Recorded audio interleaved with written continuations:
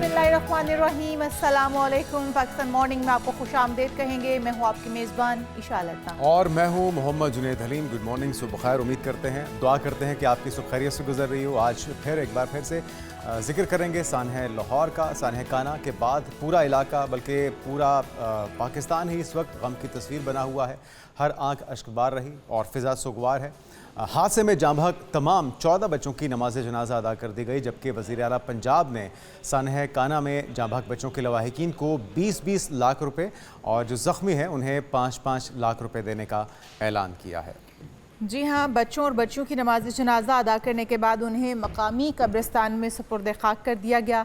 अलमनाक सानहे के बायस इलाके में दुकानें, मार्केट्स सब कुछ बंद रहा और अफसोस का मकाम ये है कि वहाँ पर जो स्कूल मौजूद था उसकी इमारत इतनी मखदूश थी या उसकी छत की मुरम्मत हो रही थी और नीचे बच्चे तालीम की रोशनी से रोशन हो रहे थे। तालीम की शम्मा जो है वो रोशन करने के लिए वहाँ बैठे हुए थे, लेकिन ज़िला इंतज़ामिया की जानिब से मुतासरा इलाके में रोशनी, साफ़ और ठंडे पीने का जो पानी है, सफाई सुथराई है, दीगर बुनियादी सहूलियात हैं, उनका ख़ुसूसी इंतज़ाम किया गया, वो भी इतने बच्चों की शहादत के बाद। वज़ीर आला पंजाब मरीम नवाज़ की हिदायत पर ज़ख्मियों को बेहतरीन तिब्बी सहूलियात फ़राहम की जा रही हैं और पुलिस ने वाक़े की तहकीकात का दायरा भी मज़ीद वसी कर दिया है। क्या ही दायरा कार वसी किया जाएगा। खातून टीचर, उनकी बेटी, उनके देवर को भी हिरासत में लिया गया था, जो कि वो खुद भी ज़ख्मी हालत में थी, माँ बेटी, लेकिन इसके बावजूद उन्हें भी हिरासत में लिया गया था। और जो वज़ीर आला पंजाब की जानिब से सानहे के अंदर शहीद होने वाले बच्चे हैं उनके लवाहिकीन को 20-20 लाख रकम जो है वो देने का वादा किया गया है, ऐलान किया गया है। और हम भी यही कह रहे थे कि उन बच्चों की ज़िंदगी या जान का नेमुल बदल तो कोई नहीं हो सकता, लेकिन उन्हें कम अज़ कम कोई ऐसा मुआवजा दिया जाए जो उनकी थोड़ी बहुत दादरसी कर सके। बिल्कुल। और इसके बाद, इस सानहे के बाद, वैसे हमें हर सानहे के बाद ही होश आता है, अब सरकारी निजी तालीमी इदारों और दीगर निजी इमारतों के हिफाजती मयार का जामे जायज़ा लेने की भी हिदायत कर दी गई है, ताकि मुस्तकबिल में इस नौइयत का कोई और अफसोसनाक वाक़या सानहा पेश ना आए। उम्मीद करते हैं कि इसको टेस्ट केस बनाया जा सकेगा। इस पर आगे चलकर बात करेंगे। और टॉप 5 स्टोरीज़ की बात करें तो उसमें भी जिक्र होगा सानहा काना का, जिसमें पंजाब में ट्यूशन सेंटर्स की रेगुलेशन के लिए कानून साजी का फ़ैसला कर लिया गया है और इसके क्या असरात होंगे, इसको किस तरह से यकीनी बनाया जाएगा, इस पर बात करेंगे। और उसके बाद बात करेंगे ईरान अमरीका बिलावास्ता मुज़ाकरात, तेहरान को $3 अरब जारी करने पर इब्तदाई इत्तफाक भी हो गया है। किस तरह से ये मुज़ाकरात कामयाब हो पाएंगे, इस पर भी हम तफसील से जायज़ा लेंगे। और फिर बात होगी मौसम की। मानसून के पहले स्पेल का आगाज़ हो गया। NDMA ने आइंदा हफ्ते के मुमकिना ख़तरात से मुतल्लिक अलर्ट भी जारी कर दिया है, जबकि वज़ीर आज़म शहबाज शरीफ ने मानसून से निमटने के लिए इदारे मुकम्मल हम आहंग करने की हिदायत भी जारी कर दी हैं। उन्होंने इस उम्मीद का इज़हार किया है कि बेहतर कोऑर्डिनेशन तमाम इदारों के दरमियान देखी जाएगी। उसके बाद बात होगी बिजली के भारी बिलों से सताए शहरियों के लिए खुशखबरी। सोलर पैनल्स, बैटरीज और इन्वर्टर्स सस्ते हो चुके हैं। शहरी अब ख़रीदारी कर सकते हैं। कितनी सहूलत इसमें दी जा रही है और क्या दस्तयाब भी होंगे सस्ते या नहीं होंगे, इस पर भी हम तफसील से बात करेंगे। और फिर बात होगी सोने की। सोना मज़ीद सस्ता हो गया है और आलमी और मकामी मार्केटों में भी हज़ारों रुपए की कमी हुई है। क्या इस वक्त सोना ख़रीदना बेहतर है या मज़ीद इंतज़ार करना चाहिए, माहिरीन की राय आप तक पहुँचाएँगे। लेकिन आगाज़ कर लेते हैं सानहा काना से, जहाँ पर 14 मासूम बच्चे अबदी नींद सो गए और उसके बाद हुकूमत को होश आया है। एजुकेशन अथॉरिटी लाहौर ने शहर भर में कायम ट्यूशन सेंटर्स, एकेडमीज़ और तालीमी इदारों का हंगामी सर्वे कराने का फ़ैसला कर लिया है और ज़िला इंतज़ामिया ने ऐलान भी किया है कि बग़ैर इजाज़त घरों में ट्यूशन पढ़ाने पर जुर्माने भी आयद होंगे। जी बिल्कुल जी। और इस वक्त हम देख रहे हैं CEO एजुकेशन अथॉरिटी के मुताबिक सर्वे के दौरान तमाम निजी अकेडमीज़, ट्यूशन सेंटर्स में हिफाजती इंतजामात, तलबा की तादाद और दीगर ज़रूरी मालूमात का रिकॉर्ड में मुरतब किया जाएगा और 3 रोज़ में सर्वे मुकम्मल किया जाएगा। जामे रिपोर्ट बनाई जाएगी। बैरिस्टर वकास अब्रेज़ खान हमारे साथ मौजूद हैं, माहिर कानून हैं, चेयरमैन हैं human rights and legal reforms committee भी। वेलकम टू शो कहेंगे आपको बैरिस्टर वकास। वकास, जिस तरह से अभी हम देख रहे हैं कि हमेशा सानहा पेश आता है, कोई इस तरह का हादसा, कोई इंसिडेंट हो जाता है, उसके बाद फिर हुकूमत को याद आता है कि इसके ऊपर रिफॉर्म्स बनानी चाहिए, कमेटी तश्कील देनी चाहिए और फिर सर्वे किया जाता है। इस तरह की बहुत सारी मखदूश बिल्डिंग्स पहले भी मौजूद थी और आइंदा भी मौजूद रहेंगी और उनके ऊपर बिल्कुल किसी किस्म की कोई कार्रवाई नहीं की जाएगी। अंदरून शहर का अगर हम विजिट कर लें या किसी अदर सिटी में हम चले जाएँ तो हमें बहुत सारी ऐसी मखदूश इमारतें मिलती हैं जिनके अंदर रहना जो है वो नाकाबिले वो करार दिया गया होता है, नाकाबिले रिहायशी उस बिल्डिंग को करार दिया गया होता है। लेकिन इसके बावजूद भी अभी जो सान्या पेश आया, अकेडमी, इस तरह की बहुत सारी अकेडमी बहुत सारे इलाकों के अंदर, ना सिर्फ लाहौर शहर के अंदर बल्कि गिरदनवा में भी मौजूद होंगी। क्या इस पर कानून साजी, रिफॉर्म्स मुमकिन हो पाएंगी? देखिए, सबसे पहले मैं कहूँगा, मेरे शहर के शायर ने कहा था कि वक्त करता है परवरिश बरसों, हादसा यूं एकदम नहीं होता। मैं ये समझता हूँ कि लाहौर के अंदर या पंजाब भर या पाकिस्तान भर के जो ज़बू हाल है, ये पसमानदा इलाके हैं, वहाँ पे बेशुमार इस तरह की एकेडमीज़ हैं, ट्यूशन सेंटर्स हैं, घरों में ट्यूशन्स पढ़ाई जाती हैं, जहाँ पे बच्चों को मौत के दहाने पे खड़ा करके तालीम देने की कोशिश की जाती है। और अनफॉर्चुनेटली जो डिस्ट्रिक्ट एजुकेशन अथॉरिटीज़ हैं, जिनका काम तलीमी नज़्म व नस्क को, इसका इंतज़ाम व इंसराम है, इसको रेगुलेट करना है, इसको मॉनिटर करना है, उनके काम पे जूं तक नहीं रेंगती। यहाँ पे आप एक आवा बिगड़ता हुआ नज़र आता है। और जो आपने बात की कि शायद गवर्नमेंट ऑफ पाकिस्तान को, गवर्नमेंट ऑफ पंजाब को होश के रकल के नाम लेने की ज़रूरत है कि ये छोटे छोटे बच्चे जो हमारी कौम के मुस्तकबिल है, हमारी कौम के मुस्तकबिल के ममार हैं, हमारे दरअसल मुस्तकबिल की ज़मानत है, ये जिस तरीके से दिल खराश और ये कर्तनाक अंदेशनाक वाक़या देखने को मिला, जिस पे सच में फलक भी खून के आंसू होती है। मैं ये समझता हूँ कि अब जो डिस्ट्रिक्ट एजुकेशन अथॉरिटी है पूरे पंजाब भर के अंदर या पाकिस्तान भर के अंदर, जिस तरीके से ये ऑपरेशनल नज़र आती है, अगर इससे पहले इस तरीके से रिफॉर्म्स कर ली जाती और इन तमाम ट्यूशन सेंटर्स को जो है वो रेगुलेट कर दिया जाता, खास तौर पे बिल्डिंग सर्टिफिकेट्स या जो फिटनेस सर्टिफिकेट्स थे जहाँ पे ये एकेडमीज चलाई जा रही हैं, उनको असरटेन कर दिया जाता था। खुदा ना खास्ता हम किस तरह के बिल्कुल, आप ये ठीक कह रहे हैं बैरिस्टर वकास, जिस चीज़ की निशानदही की गई है ये होना चाहिए, ये कम से कम अब इसको टेस्ट केस बना लिया जाए। लेकिन अगर देखा जाए उमूमी तौर पे तो ये किसी ट्यूशन सेंटर या एकेडमी का मसला तो नहीं है, ये तो तामीराती शोबे का एक बहुत बड़ा लूप होल है कि किस तरह से एनओसी जारी हुआ। अगर यहाँ पे बच्चे ना होते तो कोई और यहाँ पे जो मुकीम लोग हैं वो इसकी जद में आ जाते। और ये एक घर तो नहीं है, इस तरह के हज़ारों बल्कि लाखों घर होंगे जहाँ पे नाक़िस छतें होंगी और वो आए रोज़ इस तरह के सानियात का बायस बन सकती हैं। तो हम किस तरह से बरीउल ज़िम्मा करार दे सकते हैं? ट्यूशन सेंटर्स की रजिस्ट्रेशन हो रही है, रेगुलेशन हो रही है, बहुत अच्छी बात है, लेकिन जहाँ जहाँ मखदूश छतें हैं और LDA हो या कोई भी वजारत जो तामीरात है उनकी निगरानी में, उनकी सरपरस्ती में हो रहा है ना, तो उनकी नेग्लिजेंस को किस तरह से आप नज़रअंदाज कर सकते हैं? बिल्कुल, you have absolutely put the nail on the head. इसके दोनों एंगल्स को हम डिस्कस करते हैं। देखिए, एक तो बिल्डिंग डिपार्टमेंट और at the same time LDA या डिफरेंट डिस्ट्रिक्ट्स के अंदर, तहसील्स के अंदर जो TMA कॉरपोरेशन काम करती है, आई थिंक कि उनकी ये बुनियादी जिम्मेदारी है कि वो तमाम बिल्डिंग्स जिनके पास, जिनकी जो हस्ता हाली का या ज़बू हाली का शिकार हैं, वहाँ पे तो इवन के जो रहायशी इनहैबिटेंट्स हैं, यहाँ पे कोई भी शख्स रहता है, उनकी ज़िंदगी भी जो है वो मौत के दहाने पे खड़ी है। चूँकि रियासत की बुनियादी जिम्मेदारी है आर्टिकल 9 के तहत कि वो राइट टू लाइफ की इंश्योरेंस के लिए काम करे, वो पाकिस्तान के तमाम शहरियों को हक़ ज़िंदगी दे, क्वालिटी। हमारे आइन के अंदर जो आर्टिकल 9 से लेकर 28 तक फंडामेंटल राइट्स है, उसमें सबसे बुनियादी हक जो शहरी एक रियासत से रिक्वायर करता है वो राइट टू लाइफ है। चाहे अकेडमीज़ की बात की जाए, ट्यूशन सेंटर्स की बात की जाए, घरों की बात की जाए, तमाम जगहों पे हुकूमत पाकिस्तान की, हुकूमत पंजाब की ये जिम्मेदारी आइन का सबसे पहला बुनियादी फंडामेंटल राइट जो एक शहरी के पास है को उसकी ज़िंदगी को तहफ़्फ़ुज़ दिया जाए, उसको राइट टू लाइफ की इंश्योरेंस की गारंटी की जाए। तो आई थिंक कि ये जितने भी गवर्नमेंट के इदारे हैं, मशीनरीज है, जिसमें LDA है, जिसमें TMA है, डिफरेंट कॉरपोरेशंस हैं, प्लानिंग और डिपार्टमेंट है, बिल्डिंग डिपार्टमेंट है, और फिर इसके हवाले से स्पेसिफिकली मैं बात करूँगा कि जो इंसिडेंट है जिसमें ट्यूशन सेंटर्स को, अकेडमीज़ को शुतरबे महार की तरह छोड़ दिया जाता है, एक एक घर के अंदर जो है वो 25-25, 30-30 बच्चे स्पेशली एक एक कमरे के अंदर, आधे आधे मरले के कमरे के अंदर आपने 2-2 दर्जन बच्चों को घुसाया और जिस तरीके से उनको पढ़ाते हैं। लेकिन वकास, ये तो हमारा कल्चर है पाकिस्तान का।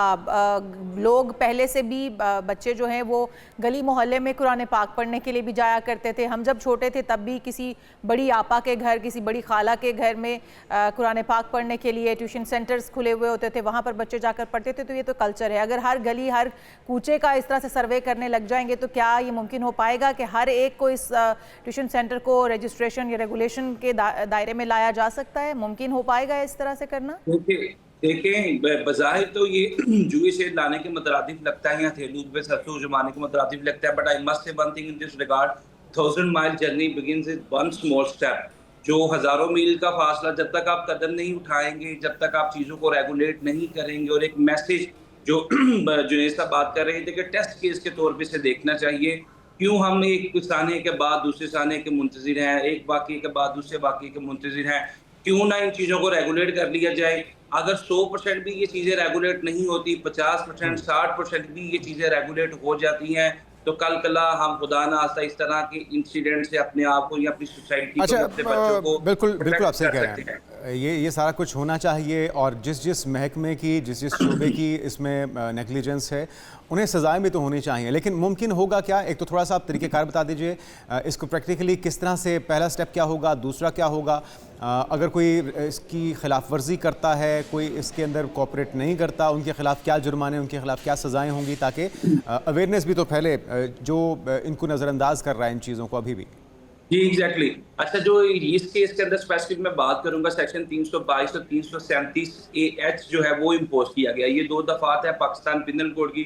322 जो है कत्ल बिस सबब की बात करता है कि अगर आप किसी इनलीगल या अनलॉफुल एक्ट से किसी की जान चली जाती है तो जो उसकी सजा 322 के अंदर रखी गई है वो दियत है। और at the same time section 337H impose किया गया है कि किसी भी शख्स के नेग्लिजेंट या रैश एक्ट से, मुजरिमाना गफलत से किसी को कोई हर्ट होता है तो उसकी 3 साल सजा है।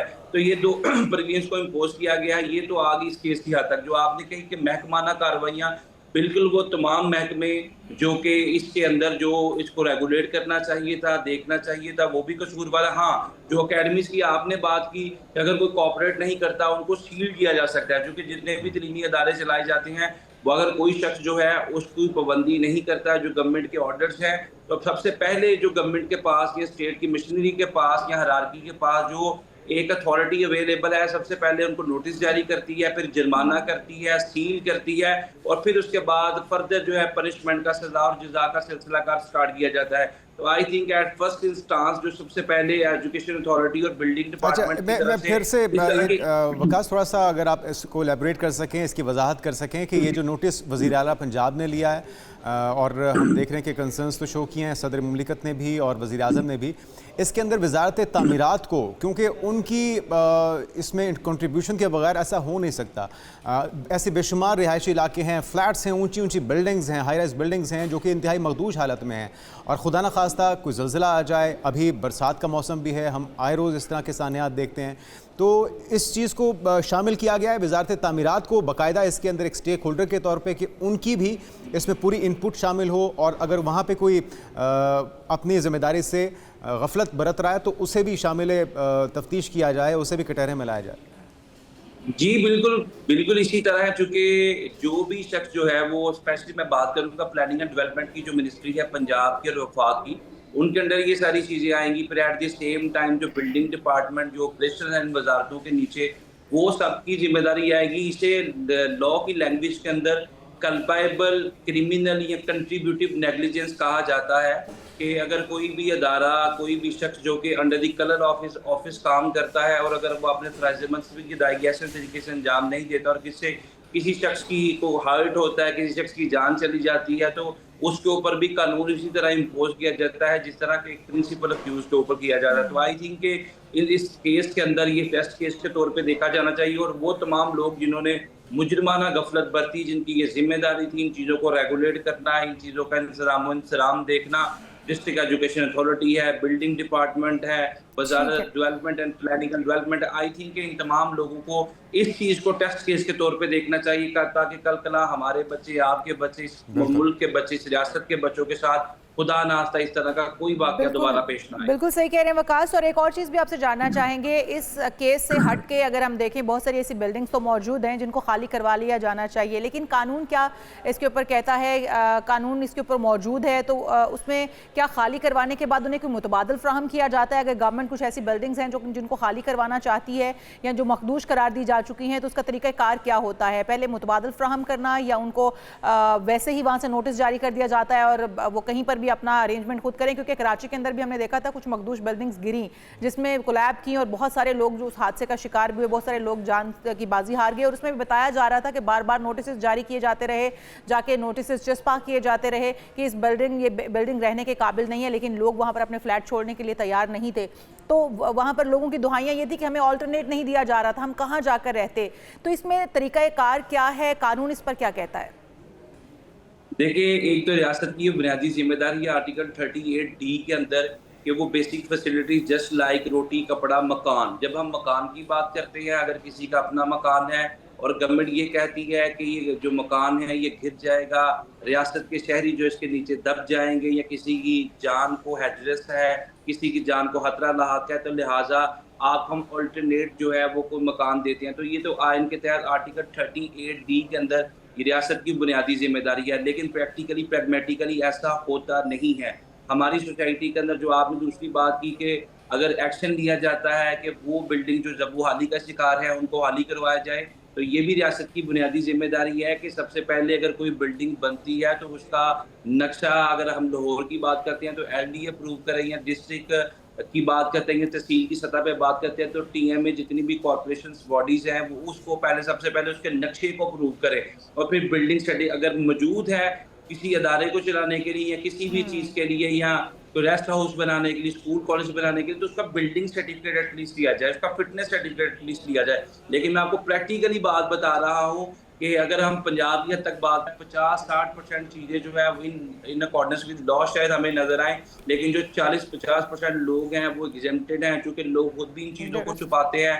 उनकी बिल्डिंग जो है वो जबूहाली का शिकार है। दे नेवर माइंड कि हम इन चीज़ों को जो है वो रेगुलेट करें, हम गवर्नमेंट की कोई असिस्टेंस ले सके, हमें गवर्नमेंट कोई बहुत अल्टरनेट सारे दे, लोगों तो की लिहाजा गफलत हमारे इसमें मुल्क शामिल में है। शहरी खुद भी गफलत बिल्कुल बरतते हैं, फिर उसके बाद वो इदारे भी गफलत बरतते हैं जिनकी ज़िम्मेदारी है, और फिर इस तरह के वाक़यात रूनुमा होते हैं। आज बच्चों की जान गई है, इससे पहले फैमिलीज़ कई उजड़ गई, जिसके अंदर हमने देखा कराची के अंदर बिल्डिंग कोलैब की है, बहुत सारे शहरों के अंदर इसी तरह से। और पिछले अगर हम बात करें सीज़न की, बरसात के मौसम में एक घर की छत गिर गई थी भगवानपुरा वाली साइड पर, जिसमें बच्चे और फैमिली भी दब के जान की बाजी हार गए थे। तो इस तरह के बहुत सारे वाक़यात हैं जो कि मखदूश इमारतों के बायस पेश आते हैं, जिसमें बहुत सारे जो स्टेक होल्डर्स हैं वो भी इग्नोर कर देते हैं इन चीज़ों को, और फिर जो रहने वाली फैमिलीज़ हैं जिनकी अपनी जानें स्टेक पर होती हैं वो भी इन चीज़ों को इग्नोर कर देते हैं। लेकिन इस बार जो इक़दाम किए जा रहे हैं ट्यूशन सेंटर्स को रजिस्ट्रेशन या रेगुलेट करने के लिए या स्कूल्स को करने के लिए, बड़ा ही अच्छा इक़दाम है गवर्नमेंट की जानिब से जो उठाया जा रहा है। बहुत शुक्रिया। बैरिस्टर वकास अब्रेज़ खान हमारे साथ मौजूद थे। और इन इक़दाम की ज़रूरत तब होती है जब ये हादसा पेश आ जाने के बाद तो इमरजेंसी की सूरत हाल बननी चाहिए, क्योंकि इस तरह के बहुत सारी और जगह भी मौजूद है जो किसी न किसी की जान की दुश्मन बन सकती है। बिल्कुल, एक ब्रेक लेते हैं, ब्रेक के बाद हाजिर होते हैं, हमारे साथ रहेगा। नाज़रीन, वेलकम बैक। और आम सार्फिन के लिए, बिजली सार्फिन के लिए खुशखबरी है, क्योंकि हम बड़े परेशान थे। हुकूमत ने पहले ज़बरदस्ती हमें डाइवर्ट किया है सोलर की तरफ, और अच्छी बात भी है, ग्रीन एनर्जी है और इतने महंगी IPP से बेहतर है कि आप सोलर लगाएं और हुकूमत का भी इसमें हाथ बटाइए। लेकिन हुआ ये कि उसके बाद सोलर के जो सार्फिन थे उन्हें सजाएँ दिया जाना शुरू हो गया, उनकी कीमतें बढ़ा दी गई। तो अब फाइनली एक अच्छा इक़दाम इस बजट में देखा गया बिजली के भारी बिलों से सताए शहरियों के लिए, और वो ये कि मुल्क के सबसे बड़े इलेक्ट्रॉनिक्स मार्केट में सोलर सिस्टम की कीमतों में नुमाया गिरावट रिकॉर्ड की गई है। बिल्कुल जी, और वफाकी बजट में सोलर सिस्टम्स पर नए टैक्स ना लगने और दरामदात में इजाफे के बाद सोलर पैनल्स, लिथियम बैटरीज और इन्वर्टर्स सस्ते हो गए हैं। इस सब पर हम जानते हैं कि कितनी कमी वाक़ई हुई है कीमतों के अंदर। हमारे साथ इस वक्त मौजूद हैं आफाक अली खान, वाइस चेयरमैन है सोलर। वेलकम टू शो कहेंगे आफाक खान साहब आपको।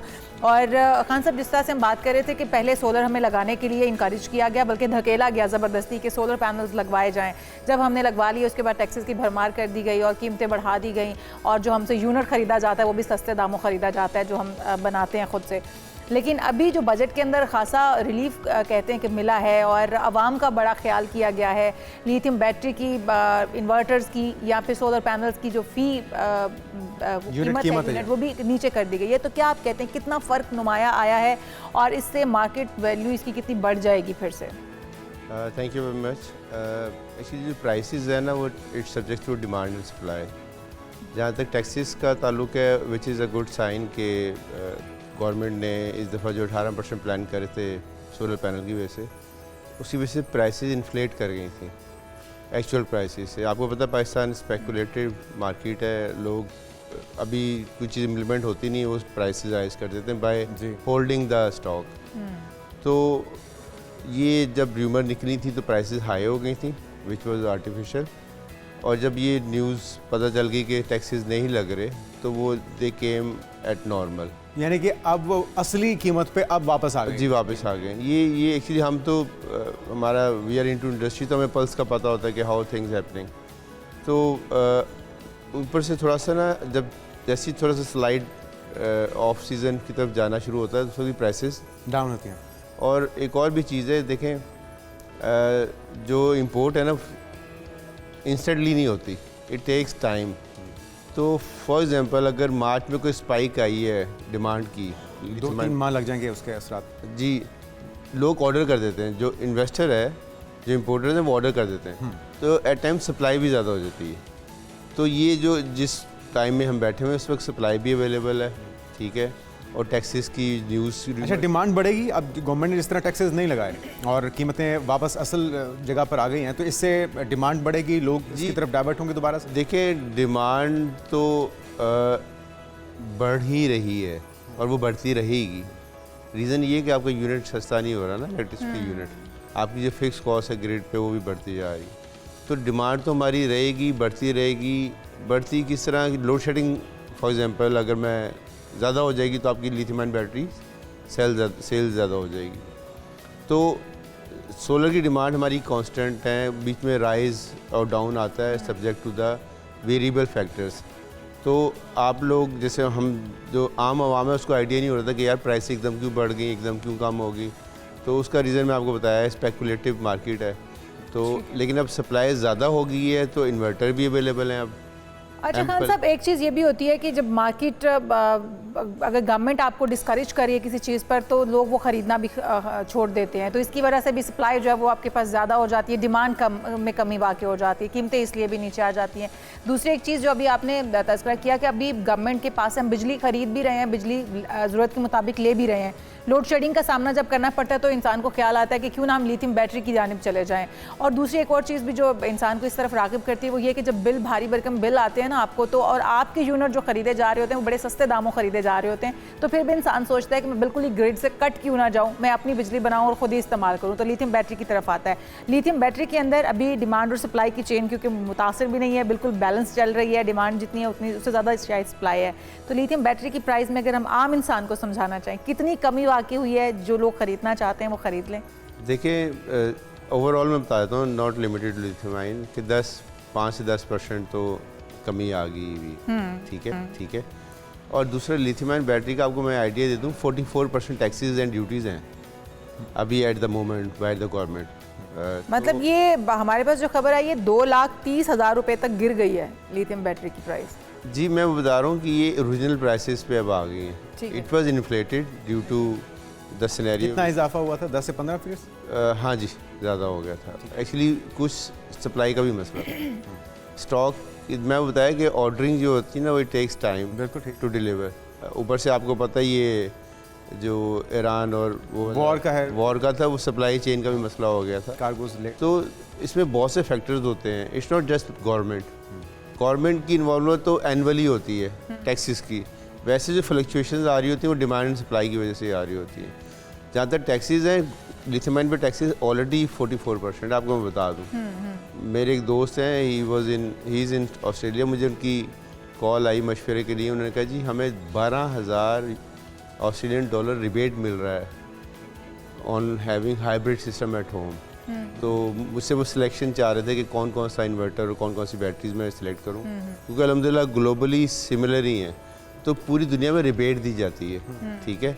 हमारे इधर जैसे आपने बताया कि यूनिट सस्ता ले रहे हैं, अब पेनलाइज किया यहाँ पे सज़ा दी जाती है कि आपने ऐसा क्यों। आप अच्छा, ग्रिड से थोड़ा सा अगर आप खान साहब एलेबरेट कर सकें या आम देखने वालों की आसानी के लिए 5 kV, 10 kV और 15 kV जो आम घरेलू यूज़र्स हैं उनके लिए एक पूरा कंप्लीट सिस्टम लिथियम बैटरी के साथ, सोलर पैनल्स के साथ, इसकी कॉस्ट कितनी इस वक्त होगी अगर आप लगाना चाहें? देखें, it varies, there are so many varies. अगर कोई बेंचमार्क, एक अच्छा बैलेंस जो घर का तमाम 2 AC भी चला ले, फ्रिज भी चला ले, पंखे भी चला ले। सर ये बहुत सेंसिटिव क्वेश्चन है। मेरे मुंह से जो अल्फाज निकलते हैं ना वो फिर लोग वैल्यू करते हैं। तो वैसे मैं ब्रैकेट में बताता हूँ, जो हॉट सेलिंग है ना वो 6 किलोवाट है जी। ठीक है, जिसमें 6 किलोवाट का इन्वर्टर होता है, 10 पैनल होते हैं जो 6.6 किलोवाट के बन जाते हैं, और एक 5 किलोवाट आवर की बैटरी होती है।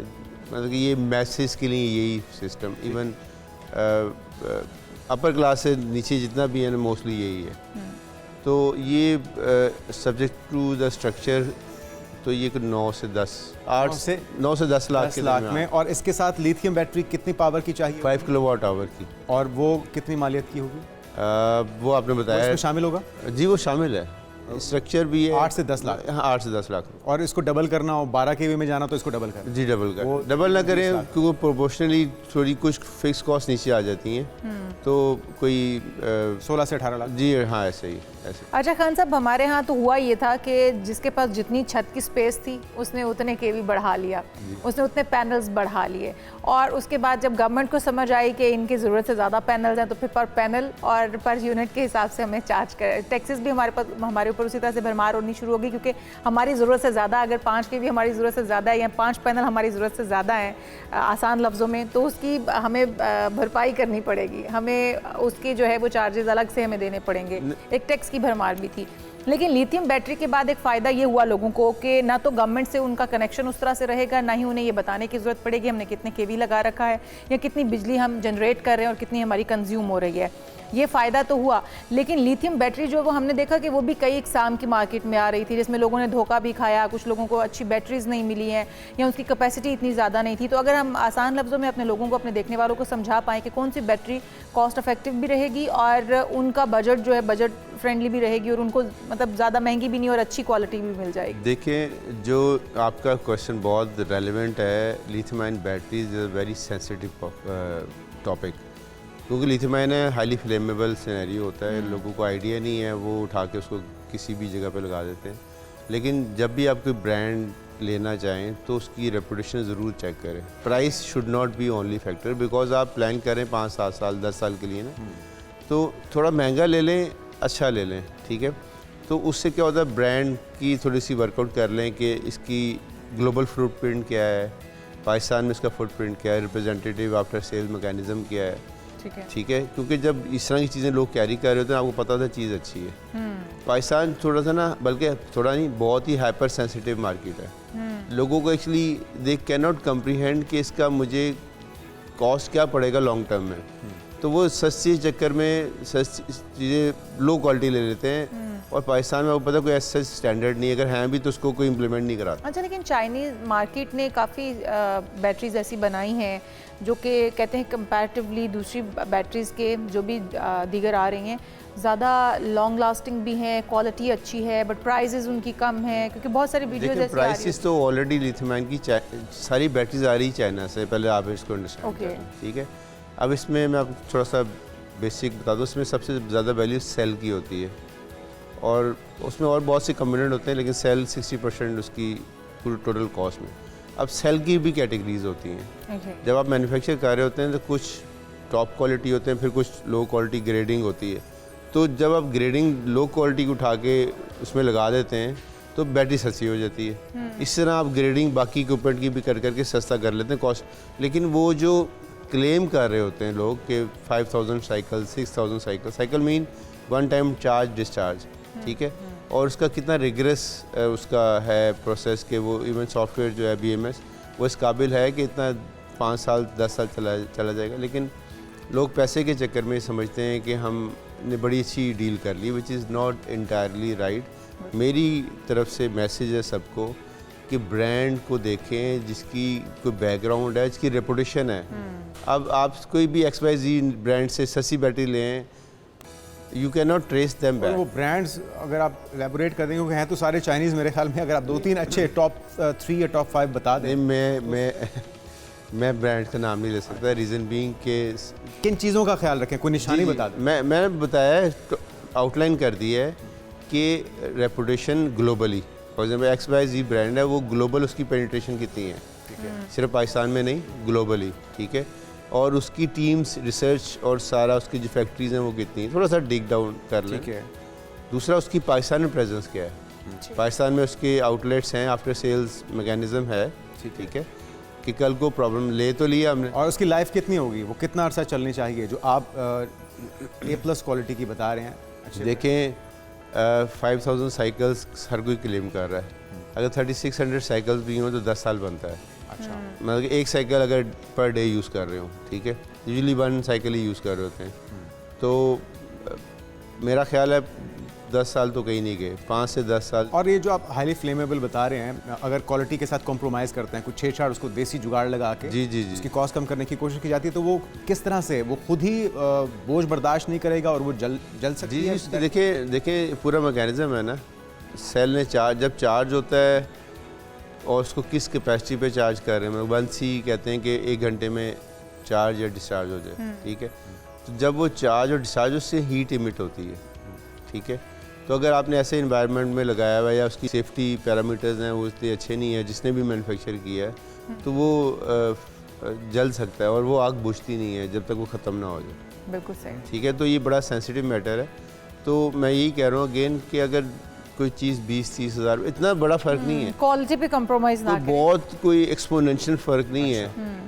पैनल्स इट कैन बी, क्योंकि उसकी ओरिएंटेशन उसमें कुछ कंप्रोमाइज़ हो जाता है, अव्वल तो होना नहीं चाहिए, लेकिन in case of lithium ion battery ना, इसमें कंप्रोमाइज़ नहीं होना चाहिए। बिल्कुल सही। इसमें आप 20-30 हज़ार रुपये ऊपर इन्वेस्ट कर लें, ब्रांड अच्छा ले लें, क्योंकि ये बहुत सेंसिटिव। तो खान साहब, अभी कहा जा रहा है कि आने वाले दिनों में मज़ीद नरमी बढ़ती जाएगी, इसकी कीमतों में मज़ीद भी बेहतरी आएगी, तो उम्मीद है कि थोड़ा जिन्होंने अभी लगवानी है थोड़ा वेट कर लें मज़ीद कीमतें नीचे आने का? देखें, जिसने जब लगा लिया उसने बहुत अच्छा किया, डोंट वेट, ठीक है।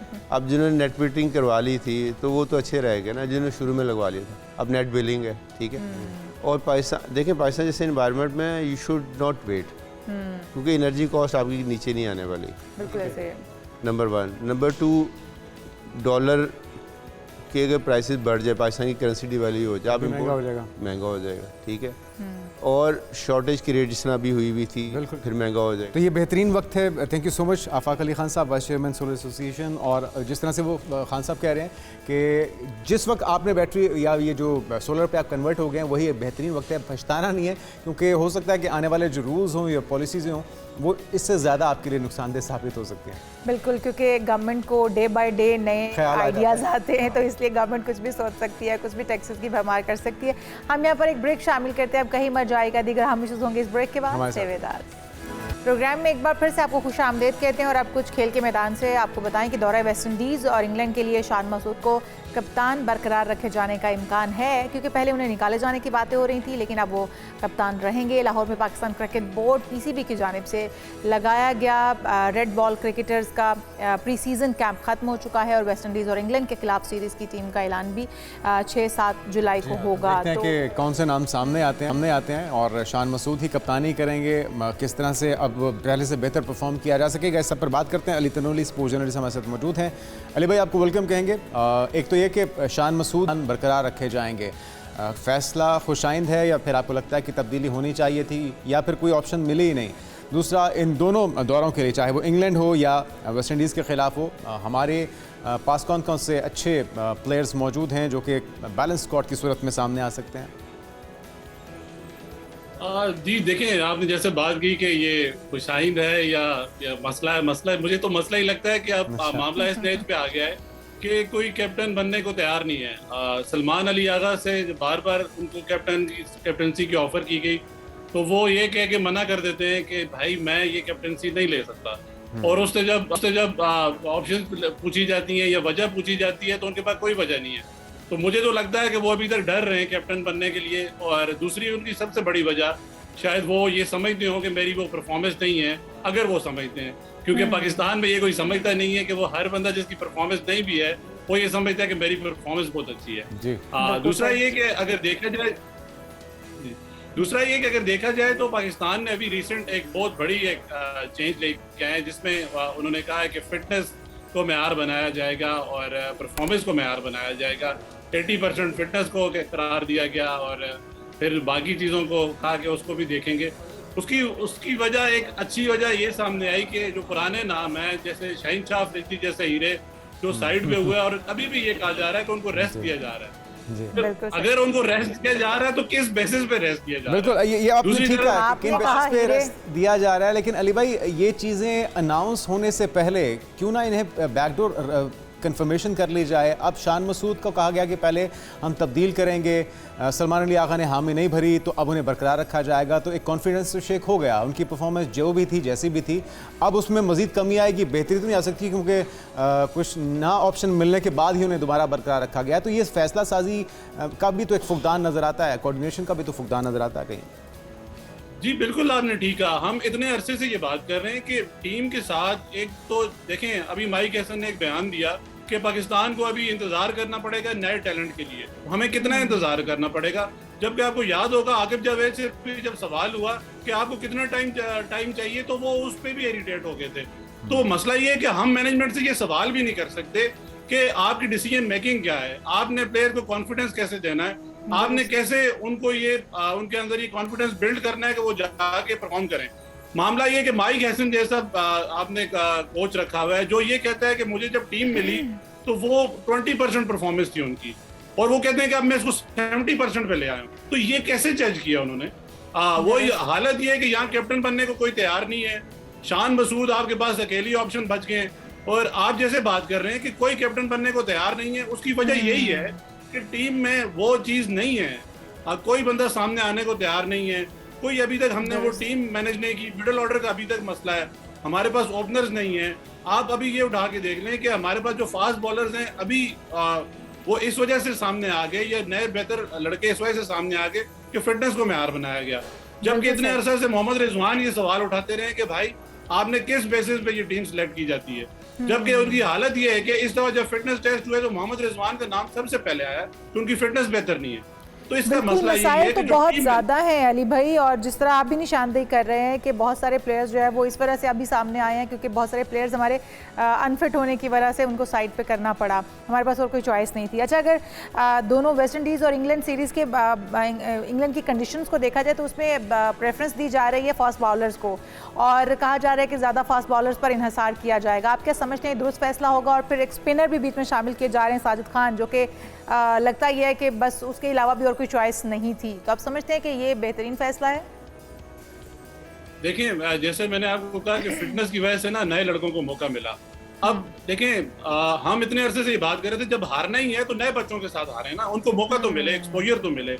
अब यही शाहीन शाह अफरीदी, हारिस रऊफ, शादाब खान या सलमान अली आगा, इनसे ही हारना है तो आप नए बच्चों को मौका दें, एटलीस्ट वो ग्रूम तो हो, एक नया टैलेंट तो सामने आए। जब ये जो नए प्लेयर्स हैं, आपने देखा जो फास्ट बॉलर्स की एक लॉट आई है, ये इतने अरसे से यहाँ परफॉर्म भी कर रहे हैं, आपको इनको एक्सपोजर भी देना चाहिए। और फास्ट बॉलर्स हैं, अच्छे फास्ट बॉलर्स हैं, खुरम शहजाद हैं, इसी तरह मोहम्मद अली हैं, बाकी जो बेहतर नाम सामने आए हैं, तो इनको एक मौका मिलना चाहिए। साजिद खान इतने अरसे से परफॉर्म कर रहे थे और वो बार बार ये कह रहे थे कि मुझे तो समझ नहीं आती वो किस परफॉर्मेंस पे उनको उठा के बाहर किया जाता है, जबकि आपके पास सुफियान मुकीम जैसा नाम था, आपके पास साजिद खान इतने अरसे से परफॉर्म कर रहे हैं, अच्छा है उनको मौका मिला है। तो फास्ट कंडीशंस हैं, आपको तेज बॉलर लेके जाने चाहिए। कल यहाँ पे काफी लोग बात भी कर रहे थे कि हमारे पास सीम बॉलर नहीं है। भाई फास्ट पिचेस हैं, आप फास्ट बॉलर लेके जाएं, वहां पे आपको फास्ट जो बॉलर्स हैं उनको कंडीशन सूट करेंगी। आपने देखा है जो वेस्ट इंडीज के जो प्लेयर्स हैं उनके पास मैक्सिमम फास्ट बॉलर्स हैं और वो उसी से मैच जीतते हैं। अभी भी अगर वहां पे अगर सीरीज की बात की जाए, श्रीलंका के साथ वेस्ट इंडीज सीरीज हो रही है तो वहां पे फास्ट बॉलर बेहतर परफॉर्म कर रहे हैं, ना कि आप फास्ट बॉलिंग पे स्पिन ट्रैक के बॉलर्स ले जाएं जो कि वहां जाके आपको बेहतर परफॉर्म ना करके दें। और आपको हमेशा स्पेशलिस्ट अली भाई, एक बात जो जुनैद कर रहे थे कि लास्ट मोमेंट पर प्लेयर्स को शुक्र को शुबहात में मुब्तला रखना कि किन प्लेयर्स को शामिल किया जाएगा, किन को नहीं किया जाएगा, और जिनको किया जाएगा शायद उनको एक ऑप्शन के तौर पर इस्तेमाल किया जा रहा है और वो फिर उनका कॉन्फिडेंस शेक करता है, वो उस तरह से परफॉर्म नहीं कर पाते हैं। एक बड़ी वजह हो सकती है। अभी तक भी हम देख रहे हैं कि जो स्क्वाड तरतीब दिया गया है उसमें भी 2 बड़ी तब्दीलियाँ कहा जा रहा है कि की जाएंगी। 13 को हमारी टीम ने जाना है, लेकिन अभी तक हमारा स्क्वाड फाइनल उस तरह से नहीं हो पाया। हम ये यकीन नहीं दे पाए हैं प्लेयर्स को कि आप इस टीम का हिस्सा हैं और आप जा पाएंगे। तो कितनी देर पहले मैक्सिमम टीम का इंतखाब हो जाना चाहिए, या इसी तरह आप समझते हैं कि लास्ट मोमेंट पे प्लेयर्स को बताना चाहिए कि रात को आपकी फ़्लाइट है और आपने जाकर वहाँ पर परफॉर्म करना है? ये तरीक़ाकार बेहतरीन रहेगा जिस तरह से भी हमारी सिलेक्शन कमेटी या हमारा पीसीबी कर रहा है। नहीं, ये आप ठीक बात पॉइंट आउट कर रही हैं कि आप प्लेयर्स को कॉन्फिडेंस कैसे देंगे उसको, जब आप ये बताएंगे ही नहीं लास्ट मोमेंट तक कि आप टीम में हैं कि नहीं, तो उसमें कैसे कॉन्फिडेंस आएगा। अगर एक प्लेयर है वो उसको पहले बता दिया जाए कि आप टीम का हिस्सा हैं और आपका ये रोल है, तो वो उस रोल पे काम करे। जो उसकी मैनेजमेंट है वो उसको उस रोल पे डाले कि यार कि आपने ये प्लेयर है, ये आपने ये मिडिल ऑर्डर में खेलना है, ये प्लेयर्स हैं, ये आपके ओपनर खेलेंगे और ये बॉलर्स हैं, इनसे आपने ये काम लेना है। तो जब आप उनको ये पहले से बता देंगे तो आप वो एक गेम प्लान है वो सेट कर लेंगे और आपकी जो पोजीशनिंग है वो आप बना लेंगे। जबकि हम इतने अरसे से इस चीज में लैग कर रहे हैं ना, हमारे पास अभी तक मिडिल ऑर्डर का हमेशा से मसला है, तो हम वो अभी तक प्लेयर डिफाइन नहीं कर सके कि कौन से प्लेयर मिडिल ऑर्डर होंगे। जबकि बात की जाए जो आप दो चेंजेस की बात भी कर रही हैं वो मिडिल ऑर्डर में ही होनी है। तो जब आपका मेन जो मिडिल ऑर्डर है वही डिफाइन नहीं है, वही कंफर्म नहीं है कि कौन खेलेगा।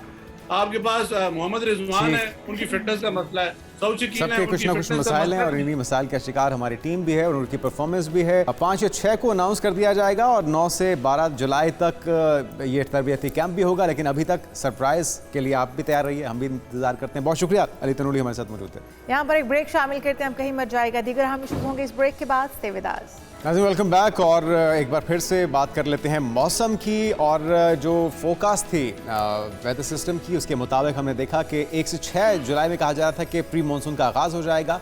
कराची का ये खदशा था कि वहाँ पे अभी गर्मी रहेगी, लेकिन हम देखें कि कराची का मौसम भी अबरआलूद है और ठंडी हवाएं चल रही हैं। बिल्कुल, लेकिन पहले हम लाहौर के मौसम की अगर बात कर लें तो बड़ा ही खुशगवार मौसम रहा, थंडर स्टॉर्म भी रहा, तेज़ आंधी तूफान और बारिश रही। और फिर उस बारिश के मौसम को हमने भी खूब इंजॉय किया अपने अपने घरों में रहते हुए। कुछ लोग बाहर भी निकले इस मौसम को एंजॉय करने के लिए, क्योंकि काफ़ी गर्मी की शिद्दत बर्दाश्त करने के बाद एक बार से अब्र रहमत जो बरसा तो फिर हर आंख जो है वो मुस्कुराहटी, हर चेहरे के ऊपर मुस्कुराहट थी। लेकिन जो शहर कायद की बात कर रहे हैं जुनेद के, कराची के मौसम के बारे में कहा जा रहा था कि गर्म और मरतूब रहेगा, लेकिन वहाँ पर भी मतलब अबरआलूद है और ठंडी हवाएं चल रही हैं। तो रबिया खान से जान लेते हैं। बिल्कुल, रबिया से जानते हैं। रबिया बताएगा कि इस वक्त कराची में अमूमी तौर पे गिरदोनवा में मौसम कैसा है? उम्मीद की जा सकती है कि ठंडी हवा के बाद बादल बरसेंगे भी सही? जी बिल्कुल, कराची के मुख्तलिफ इलाकों में मतलब जुज़वी अबरआलूद है। शहर के मुख्तलिफ इलाकों में रात गए बूंदाबांदी जो है वो रिपोर्ट हुई। महकमा मौसमियात का कहना है कि फ़िलहाल कराची में तेज़ बारिश का कोई इम्कान नहीं है। शहर में आज ज़्यादा से ज़्यादा दर्जा हरारत 36 डिग्री सेंटीग्रेड तक रहने का इम्कान है। शहर के मुख्तलिफ इलाकों में तकरीबन 18 से 20 किलोमीटर फ़ी घंटा की रफ्तार से समंदरी हवाएँ चल रही हैं, जिनकी रफ्तार में जो है वो दिन के औकात में मज़ीद तेज़ी का इम्कान है। साथ ही महकमा मौसमियात का कहना है कि मुल्क के बेशतर इलाकों में जो है वो मानसून बारिशों का आगाज़ होने वाला है। और साथ ही बताया जा रहा है कि कल यानी 3 और 4 जुलाई को जो है वो सिंध के बालाई अजला में गरज चमक के साथ बारिश का इम्कान है। इस दौरान लाड़काना, खैरपुर, जैकबाबाद समेत जो है वो कश्मोर, घोटकी और कंबर शहदाद कोट में जो है वो गरज चमक के साथ बारिश का ना सिर्फ इम्कान है बल्कि साथ साथ आंधी भी चल सकती है। साथ ही महकमा मौसमियात का कहना है कि कराची में फ़िलहाल तेज़ बारिश का कोई इम्कान नहीं है। रवां हफ्ते जो है वो कराची में मानसून की बारिशों के तहत का इम्कान नहीं है, लेकिन अलबत्ता जो है वो बताया जा रहा है कि तकरीबन 15 जुलाई के बाद जो है वो कराची में मानसून की बारिशें जो है वो मुतवक्के हैं, जिसके बाद मानसून ठीक है। इस मौसम की शिद्दत रबिया खान आपके माइक से भी हमें महसूस हो रही है, क्योंकि हवा तेज़ चल रही है और डिस्टॉर्शन भी आ रहा था। बहुत शुक्रिया रबिया खान, हमें कराची के मौसम से आगाह कर रही थी। मुल्क में मानसून के पहले स्पेल के बाकायदा आगाज़ हो चुके हैं और जिसके बाद मुख्तलिफ इलाकों में हम देख रहे हैं बारिशों का सिलसिला भी शुरू हो चुका है। और इस्लामाबाद, रावलपिंडी और इसके गिरदोनवा में जो जितने इलाके मौजूद हैं वहाँ पर भी तेज़ कहीं और कहीं हल्की बारिश है। नदी नालों में भी तुग़यानी देखने को आ रही है और इसी पर हम देख रहे हैं कि सूरत हाल के पेश नज़र national disaster management authority NDMA ने आइंदा जो हफ्ता है उसमें मुमकिन शदीद बारिशों, शहरी जो है वो सैलाब और दरियाओं में पानी की सतह बुलंद होने के खदशात के हवाले से भी अलर्ट जारी किया है शहरियों के लिए और कहा है कि इनसे दूर रहा जाए। बिल्कुल, एहतियाती तदाबीर को अपनाया जाए, SOPs पर अमल किया जाए। जितने भी खास लोग पे मकामी लोग हैं या ट्रैवल करने वाले हैं नॉर्दर्न एरियाज़ में, वहाँ पे ख़ास तौर पर इस चीज़ का ख्याल रखा जाना चाहिए, क्योंकि पिछली बार जो हादसा हुए थे उससे हमें सबक सीखने की ज़रूरत है, इंतज़ामिया को भी और हमें शहरियों को भी।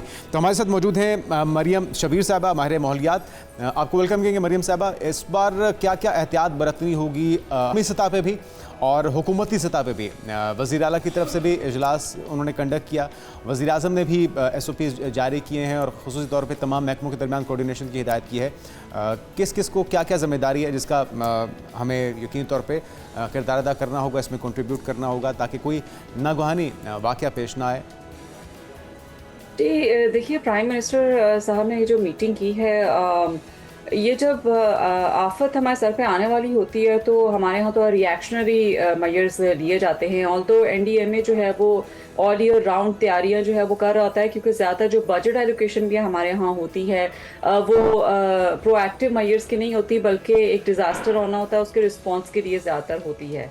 तो ये तो उनकी सारा साल तैयारियां चल रही होती है। लेकिन what was surprising for me कि प्राइम मिनिस्टर साहब जो है वो अभी जब वार्निंग आ गई हुई है, मानसून स्टार्ट जुलाई से हो रहा है, आपके गिलगित बल्तिस्तान के कुछ इलाके ऑलरेडी ज़ेरे आब हैं और जो वल्नरेबल कुछ इलाके आपके जैसे डीजी खान और ये जो वल्नरेबल आपके इलाके मुजफ्फरगढ़ वगैरह हमेशा से होते हैं, वहाँ के भी फोरकास्ट है कि फ्लैश फ्लड आ सकते हैं। केपी के कुछ इलाकों में, बलूचिस्तान में इस तरह आ सकते हैं। तो उस वक्त ये मीटिंग जो है वो चेयर की जा रही है। और इसमें सबसे अजीब बात मुझे यही लगी है कि ministry of planning development and reforms के अंडर उनको हुक्म दिया गया है कि वो एक कमेटी तश्कील दे दें जो प्लान है उसकी इम्प्लीमेंटेशन को यकीनी बनाएं। यानी कि ऑलरेडी आपके पास इंस्टीट्यूट्स जो हैं वो जो है वो काम उनको करने देने के बजाय ओवरसी उनको करने के लिए एक और ऊपर कमेटी बना दी जाए। तो हमारे यहाँ ये जो कमेटी पे कमेटी बनाने का कल्चर होता है उससे भी कोई फ़ायदा होता नहीं है।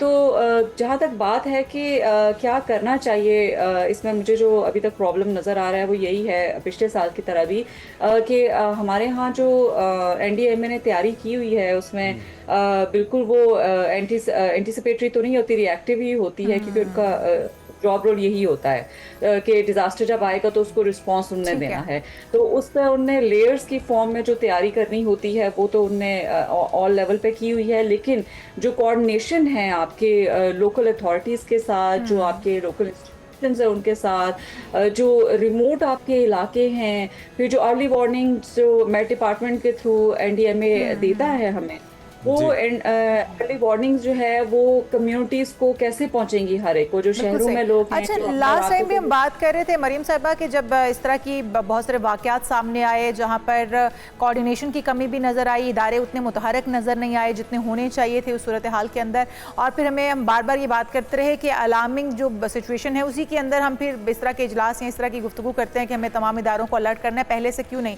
और पहले से अलार्म सिस्टम क्यों नहीं, वहाँ पर अनाउंसमेंट्स क्यों नहीं कि दरियाओं के किनारों से दूर रहा जाए, पानी का बहाव कितना है उसकी शिद्दत बताई जाए ताकि लोगों को अवेयर किया जा सके और वहाँ से दूर रखा जा सके। हमने कल भी देखा एक कश्ती डूब गई है नारायण खागान के इलाके में, शायद वहाँ पर नदी नालों में तुग़यानी है, फिर एक गाड़ी बहती हुई नजर आई जिसमें से शहरियों को बाहिफाजत निकाल लिया गया है।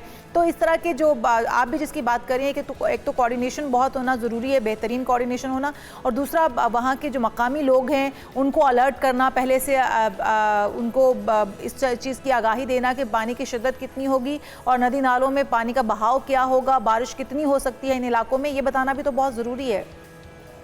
जी हाँ, एनडीएमए की जो एडवाइजरीज होती है उसमें ये बताया तो जाता है कि मीडियम अलर्ट किन इलाकों में और हाई अलर्ट किन इलाकों में है और लोगों को एहतियातें करनी चाहिए।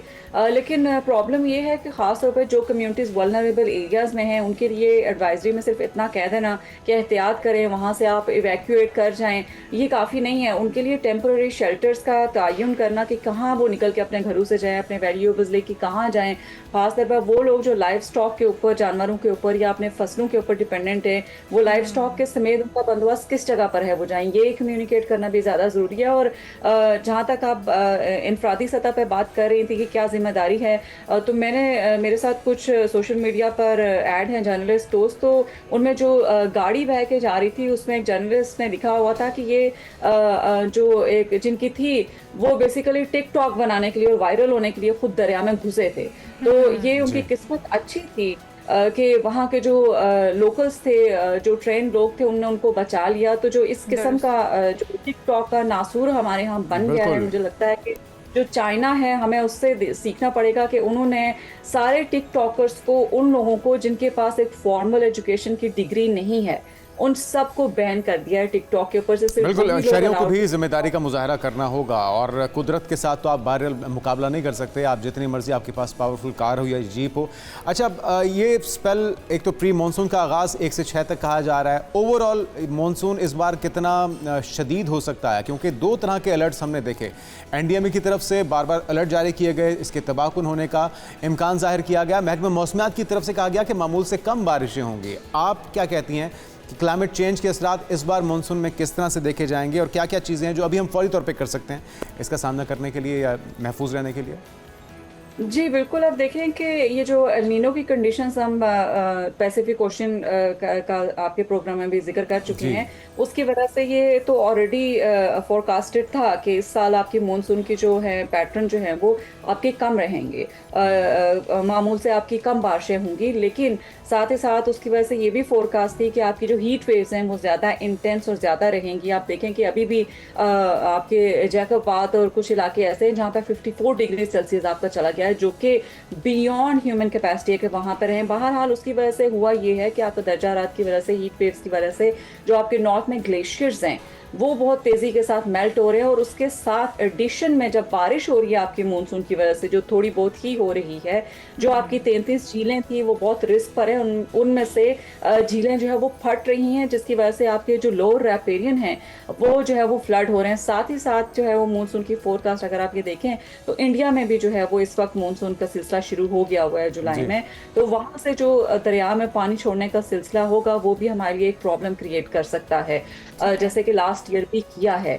तो मल्टीफोल्ड किस्म के जो है वो चैलेंजेस अभी भी आपके हैं, खासतौर पर नॉर्दर्न एरिया की तरफ और low lying areas, southern Punjab में कुछ इलाके आपके ऐसे हैं। फिर शहरों में जो आपकी बारिश होती है, जो आपके बरसाती नाले हैं कचरे से भरे होते हैं, ऊपर आपकी आबादियां हैं, उसकी वजह से आपकी अर्बन फ्लडिंग का खतरा है। और अगर वो साफ भी हैं तो आपके शहरों में इतना कॉन्क्रीट है कि ज़मीन के पास जगह ही नहीं है कि पानी एब्जॉर्ब हो, जो थोड़ी बहुत बारिश होती भी है तो अर्बन फ्लडिंग के वाक़यात भी आपको कुछ जगहों पर देखने को मिलेंगे। तो ख़तरात और चैलेंजेस उतने ज़्यादा नहीं हैं जितने पिछले साल थे, लेकिन नॉर्दर्न एरियाज़ में, केपी के कुछ इलाकों में, आपके पंजाब के कुछ इलाकों में जो वल्नरेबल होते हैं और बलूचिस्तान के कुछ इलाकों में ये आपके चैलेंजेस बहरहाल रहेंगे इस साल भी। बिल्कुल सही।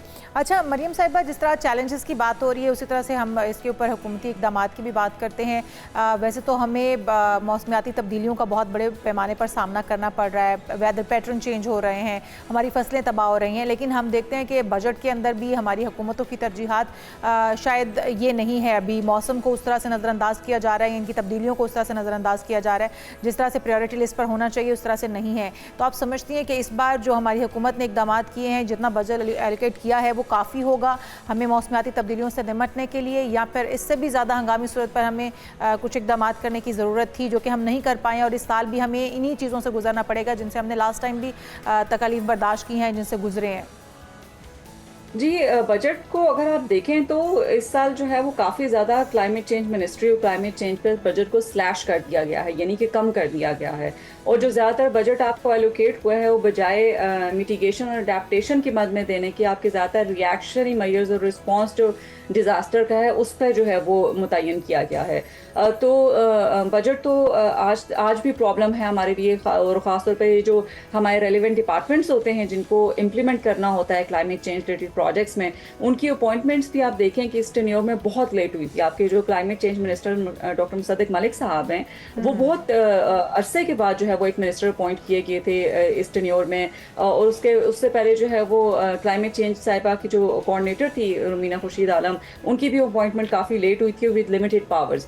तो जब ऐसा इंस्टीट्यूट जिसका बहुत इंपॉर्टेंट और सिग्निफिकेंट रोल होता है उसी को जब सीरियसली नहीं लिया जाता तो प्रॉब्लम है। और साथ ही साथ फिर 18th अमेंडमेंट के बाद क्लाइमेट एनवायरनमेंट जो है वो आपका प्रोवेंशियल सब्जेक्ट भी है, तो फिर प्रोवेंसेस को खुद भी देखना होता है कि वो कितने सीरियस है। अभी तक हमें ये नज़र आता है कि जो ज़्यादातर काविशें चल रही हैं, अगर प्रोवेंसेस को कंपेयर करें और अंधों में काना राजा को देखें तो पंजाब आपका बेटर कर रहा है इस वक्त क्लाइमेट चेंज और इन्वायरमेंट को लेके।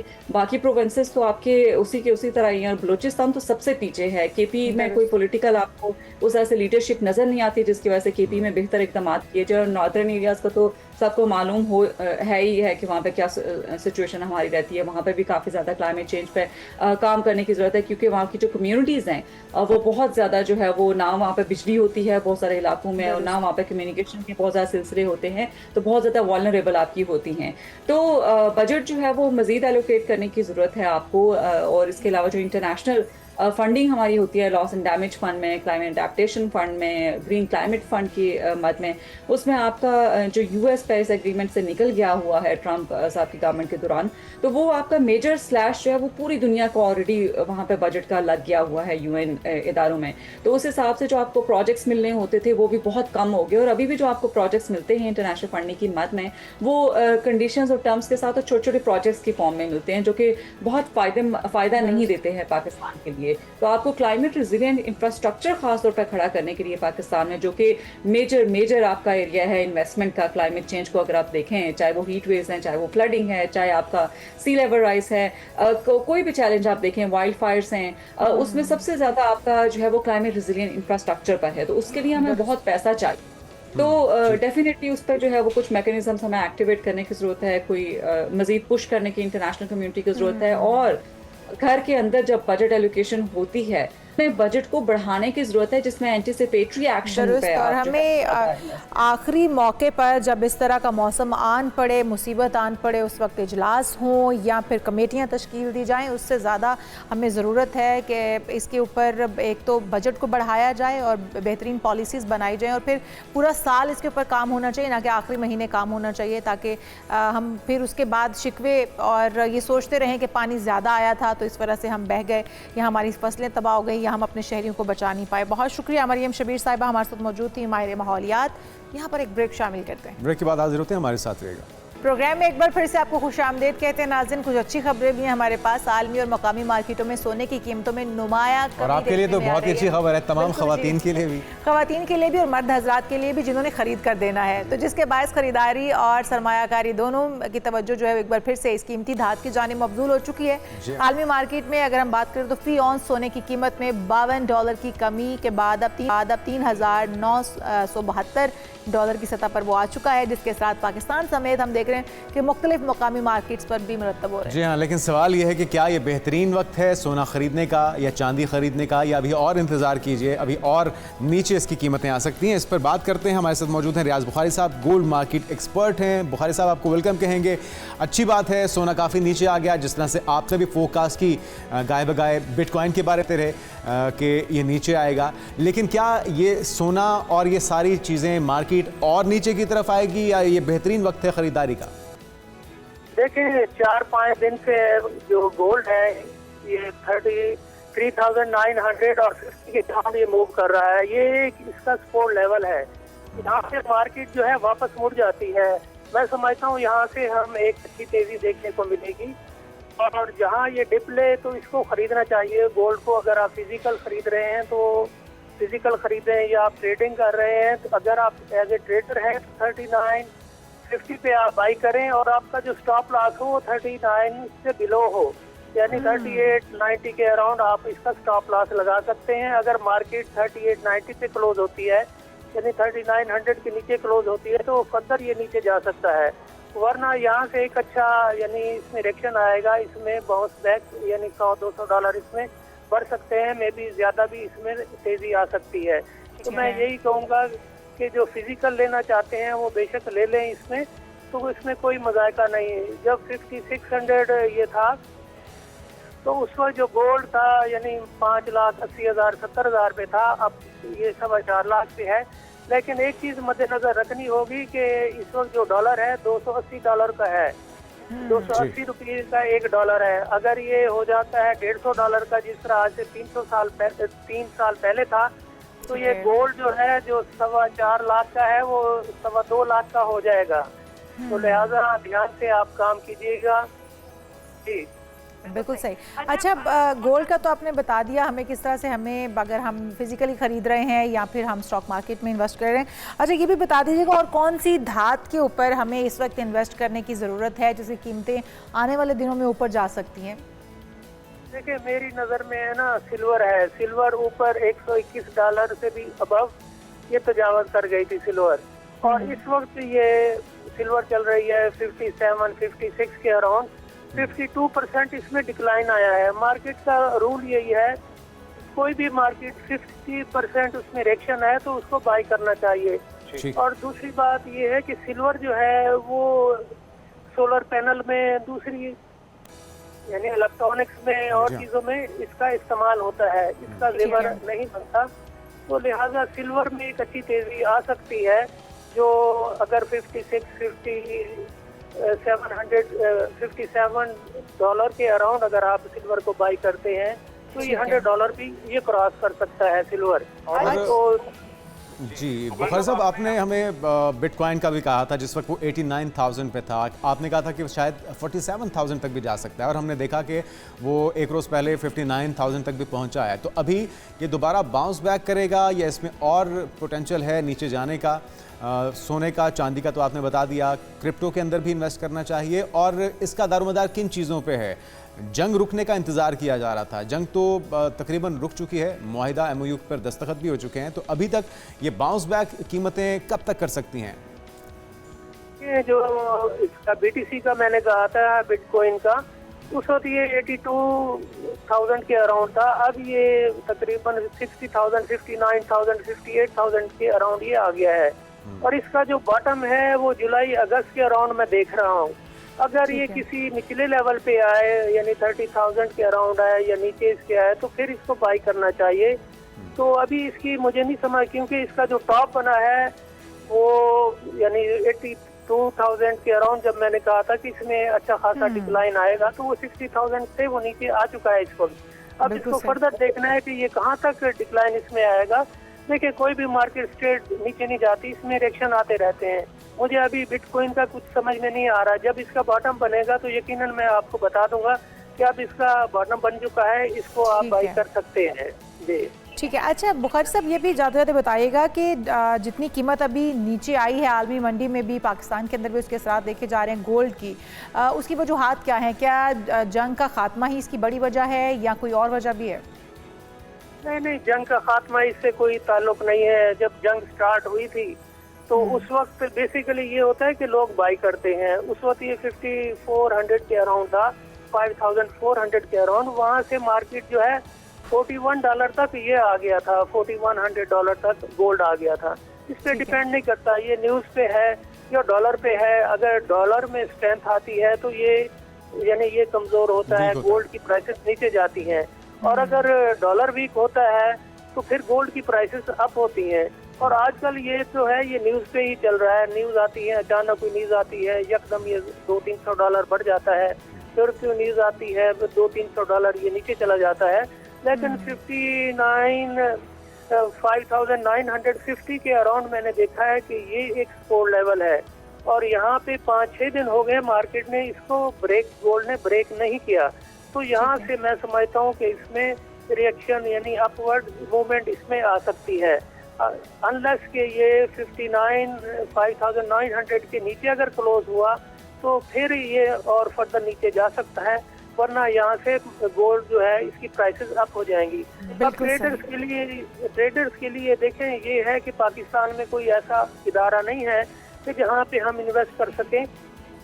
लोग जो हैं वो यूरोप में और दूसरे सेपरेट कंपनीज हैं उनमें लोग इन्वेस्ट करते हैं। पाकिस्तान मर्केंटाइल एक्सचेंज बनी हुई तो है, लेकिन उसमें आप देखें कि इतना बड़ा तजाद है।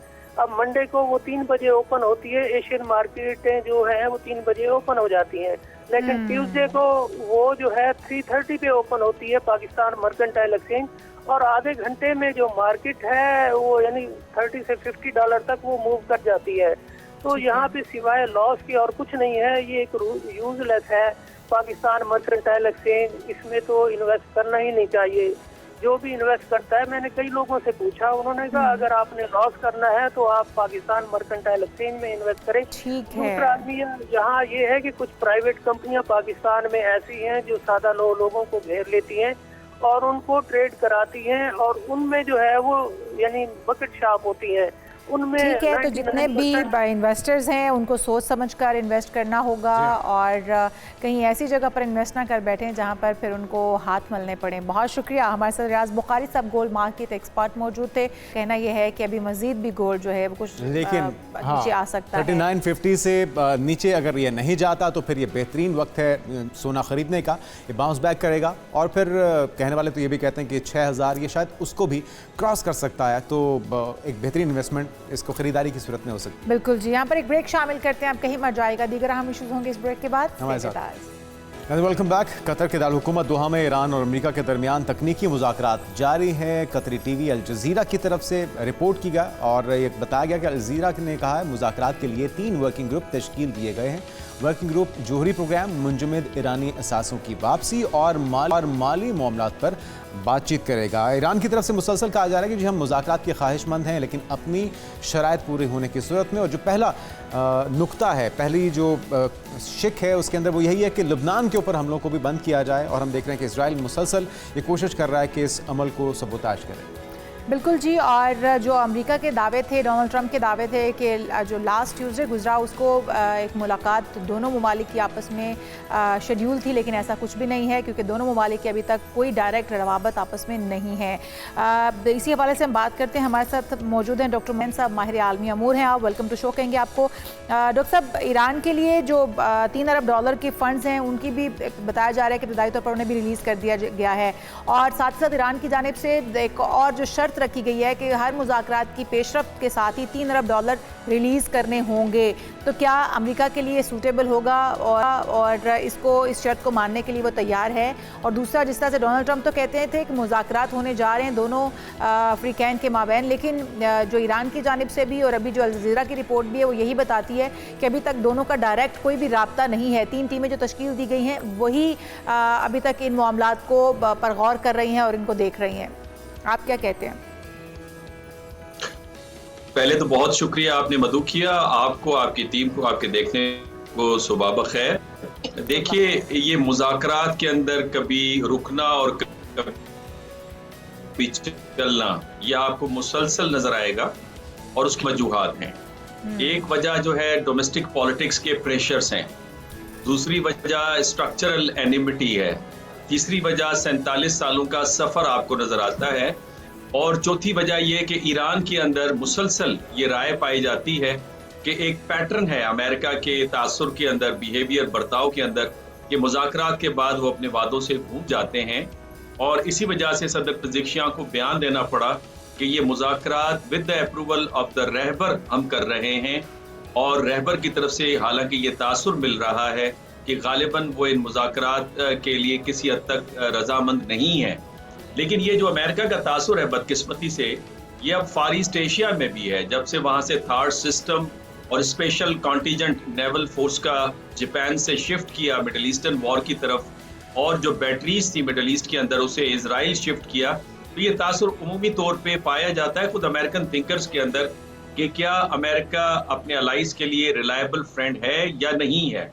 तो इस वजह से थोड़ी सी आपको रुकावट नजर आती है, लेकिन ओवरऑल एक कंसेंसस है पाकिस्तान और दुनिया के एनालिस्ट के दरमियान में कि वॉर में भी ईरान का अपर हैंड था और इस मुज़ाकरात के अंदर भी ईरान को फायदा पहुंच रहा है। मेरा तो जाती ख्याल ये है कि चूंकि प्रेसिडेंट ट्रंप एक अनकन्वेंशनल लीडर है, उन्होंने नुकसान जहां पे दिया है वो फायदा भी दे सकते हैं मिड टर्म इलेक्शन से पहले, बिकॉज ईरान के ऊपर जो प्राइमरी और सेकेंडरी सैंक्शंस हैं, जो ईरान की डिमांड है कि उनको उठाया जाए, वो अभी उठाया जा सकता है। मिड टर्म इलेक्शंस के बाद रिपब्लिकन पार्टी के पास ये अख्तियारात या ये मेजॉरिटी दोनों हाउसेस में नहीं होगी कि वो इन सैंक्शंस को हटा सके। और कुछ पाबंदियां आपको पता है IRGC के ऊपर भी हैं, उनसे किसी भी किस्म का कारोबार नहीं किया जा सकता।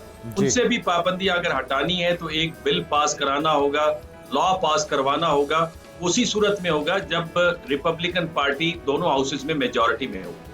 ठीक है। अच्छा डॉक्टर साहब, आपको क्या लगता है कि ये खदशा अब खारिज इम्कान है कि दोबारा से जंग में बाकायदा तौर पे ये दोनों मुल्क आपस में इन्वॉल्व हो जाएं, जो कीमत चुका चुके हैं डोनाल्ड ट्रंप भी, क्योंकि स्पॉयलर्स के सूरत में इजराइल अपनी छेड़खानियां तो कर ही रहा है, लेकिन अमेरिका ये चीज़ समझ चुका है कि ये जंग उनके मफाद में नहीं है। और धमकियां या बयानात की हद तक तो डोनाल्ड ट्रंप भी ये कहते हैं कि जी ये जंग जीत चुका हूँ या ईरान को बाज आना चाहिए, अच्छे से बर्ताव करना चाहिए, लेकिन ऐसा कोई खदशा नहीं है कि दोबारा से किसी बड़ी जंग में दोबारा ये तब्दील हो जाएं दोनों ममालिक। कल की खबर यह थी कि प्रेसिडेंट ट्रंप ने मीटिंग की और मुसलसल वो मीटिंग कर रहे हैं जनरल डैन केन, जो कि ज्वाइंट चीफ है पेंटागन के, और पीट हेग्सेट के साथ, और possibility of war again with Iran पे गौर किया जा रहा है। लेकिन उन्होंने डिसाइड किया कि बातचीत को 31 अगस्त तक वो टाइम देंगे ताकि न्यूक्लियर इशू पे कोई ना कोई डील पहुंच सके। इसके साथ जेडी वेंस साहब ने भी, कल मैं एक स्टेटमेंट देख रहा था, मेरे लिए वो थोड़ी शॉकिंग थी।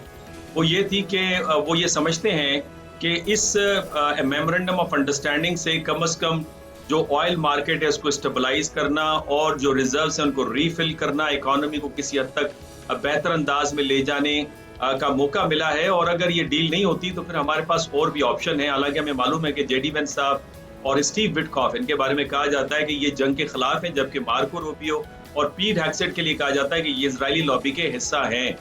लेकिन फ्रैंकली स्पीकिंग, जो पहली स्ट्रेटेजी थी 40 दिनों की, 28 फरवरी से लेकर 17 अप्रैल तक, जिसमें एयर पावर इस्तेमाल हुआ, वो नाकाम रही और ईरान को नहीं झुका सके। और 17 अप्रैल से लेकर 17 तकरीबन जून तक जो दूसरी नेवल ब्लॉकेट की स्ट्रेटेजी थी उसने भी काम नहीं किया। तो अब अमेरिका के पास तीसरा ऑप्शन है, वो बूट उतारना है, और वो मेरा ख्याल है इस्फहान में उन्होंने करके देख लिया है, उसका कोई फायदा नहीं पहुंचा। तो मेरे नजदीक कोई वायबल ऑप्शन नहीं है। मसला ये नहीं है कि अमेरिका के पास पावर कैपेबिलिटी या बैलेंस ऑफ पावर को मेंटेन रखने की सलाहियत नहीं है।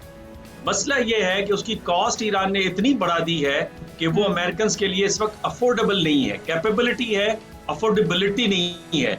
इसी वजह से वो बार बार अपनी वॉर स्ट्रेटेजी या नेगोशिएशन की स्ट्रेटेजी में तब्दीली ला रहे हैं, और यही ईरान की असल कामयाबी है, जिसके बायस अमेरिका में मुश्किलात का सामना है। बल्कि अमेरिका में तो मैं ये सुनकर बड़ा हैरान हुआ जॉन शाइमर को, उनके नजदीक मेमोरेंडम ऑफ अंडरस्टैंडिंग पे दस्तखत करने का मतलब है अमेरिका ने सरेंडर कर दिया है।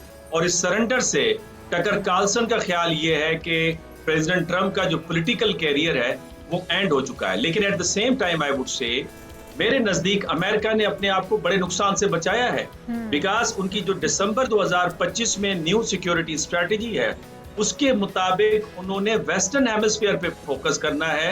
जिस मोनरो डॉक्ट्राइन को वो डॉन्ड्रो डॉक्ट्राइन कह रहे हैं, उस पे अमल दरामद करना है। और उनकी जो इंटरवेंशनिस्ट पॉलिसी है, चाहे वो मिडिल ईस्ट में हो या फार ईस्ट एशिया में हो, उससे पीछे हटना है।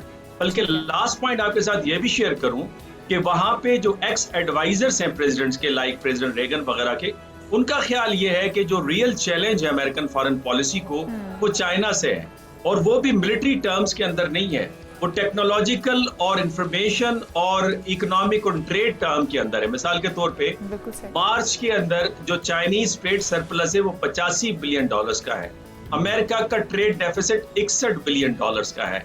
तो वो कहते हैं इसको कंटेन करने के लिए और 100 किलोमीटर की ताइवान बॉर्डर को बचाने के लिए हमें नई स्ट्रेटेजी बनानी होगी। बजाय ये कि हम मिडिल ईस्ट में अपने आप को एंगेज करें या यूरोप में एंगेज करें, तो हमें अपने एरिया यानी पैसिफिक के अंदर हमें फोकस करना होगा। और इसी वजह से इंडो पैसिफिक स्ट्रेटेजी को खत्म करके एक नई स्ट्रेटेजी का वहां पे क्याम लाने की बातें चल रही हैं। बिल्कुल सही। अच्छा, जिस तरह से डॉक्टर साहब हम बात कर रहे हैं, अभी ईरान फातेह है और डोनाल्ड ट्रंप जितना मर्जी बयानात की हद तक अपने आप को फातेह करार देते रहे, लेकिन जो ग्राउंड रियलिटी है, जो नज़र आ रहा है इस वक्त, वो ईरान ही फातेह है। ईरान अपनी शराइत पर इस वक्त जंग को ख़त्म कर रहा है, और ईरान जो अपने असासे मुंजमद असासे हैं उनको रिलीज़ कराने में भी किसी हद तक कामयाब होता हुआ नज़र आ रहा है। पहला मुआहिदा पाया तकमील तक पहुँच रहा है, जिसमें उन्होंने $3 अरब के फ़ंड्स रिलीज़ बराह रास्त उनको किए जाएंगे। अमरीका में क्या इसकी किसी तरह से भी मुखालफत सामने आई है? क्योंकि अमरीकी अवाम या किसी भी तरह से जो मुखालिफ पार्टी हैं वो कभी भी नहीं चाहेंगे कि डोनाल्ड ट्रंप को या अमरीका को ये रकम चुकानी पड़े या कीमत चुकानी पड़े। तो क्या समझते हैं कि क्या इस हवाले से कोई इख्तलाफात मौजूद हैं अमरीका के अंदर? देखिए, जो इजरायली लॉबी जिसे एपैक कहते हैं वो इस पे परेशान है। न्यू कंजर्वेटिव्स में कुछ ऐसा सेगमेंट है एवेंजेलिकल्स के अंदर, जिससे सेनेटर लिंडसी ग्राहम हैं, टेड क्रूज हैं, एम्बेसडर हकबी हैं, वो ये, या जॉन बोल्टन है, वो ये समझते हैं कि ईरान के ऊपर हमें एक डिसाइसिव नेवल पावर का इस्तेमाल करना चाहिए, बूट्स ऑन ग्राउंड उतारने चाहिए। हमने 3 लेयर्स ऑफ लीडरशिप खत्म कर दी हैं, एक और खत्म हो जाएगी। ईरान बड़ा कॉम्प्लेक्स कंट्री है, उसमें हम अपनी अजारादारी को कायम कर पाएंगे। लेकिन जो मेजॉरिटी अमेरिकन है और जो मागा कॉन्स्टिट्यूएंसी है प्रेसिडेंट ट्रंप की, वो इस जंग के खिलाफ है। और बहुत सारे सर्वेज हमारे सामने आए, 60% से ज्यादा लोग समझते हैं कि ये इजराइल की जंग है, इससे अमेरिका के दुनिया में ताल्लुकात खराब हुए हैं, हमारे टैक्स का पैसा हमारी डेवलपमेंट के ऊपर लगना चाहिए, वगैरह वगैरह। इसके साथ वो प्रेसिडेंट ट्रंप की पॉलिसीज पे एतबार करने के लिए भी तैयार नजर नहीं आ रहे। असल इशू जो है वो ये सवाल उठाया जा रहा है अमेरिका में कि क्या ईरान के ऊपर जब प्राइमरी सेकेंडरी सैंक्शंस हट जाएंगे, फ्रीज एसेट्स डी फ्रीज हो जाएंगे, तो क्या ईरान मजीद अपने ड्रोन और बैलिस्टिक मिसाइल्स को और ज्यादा एडवांस नहीं करेगा? क्या ये पैसा जो रेजिस्टेंस मूवमेंट्स हैं खत्ते के अंदर, उन्हें दोबारा देना नहीं शुरू करेगा, उन्हें दोबारा ज्यादा स्ट्रॉन्ग नहीं बनाएगा? ये वो सवालात हैं जिसपे जॉन मिरशाइमर और डग का ख्याल ये है कि ये होगा, लेकिन इसमें हम क्या कर सकते हैं, बिकॉज हम तो जंग में शिकस्त खा चुके हैं, हम वहाँ पे कुछ भी नहीं कर सकते। क्योंकि अब जंग को खत्म करने के लिए जो कि अमेरिका ने इजराइल के वहाँ पर शुरू की थी, उसकी कुछ कीमत तो चुकानी पड़ेगी और ईरान को इसका फ़ायदा ही हासिल होगा। बहुत शुक्रिया। हमारे साथ मौजूद है डॉक्टर मुनव्वर हुसैन साहब, आलमी अमूर। बहुत खूबसूरत तज्जिया दिया उन्होंने। प्रोग्राम का वक्त भी खत्म हो चुका है, तो हम आपसे चाहेंगे इजाज़त। आपकी हमारी मुलाकात होगी कल। ख्याल रखिए। अल्लाह हाफ़िज़।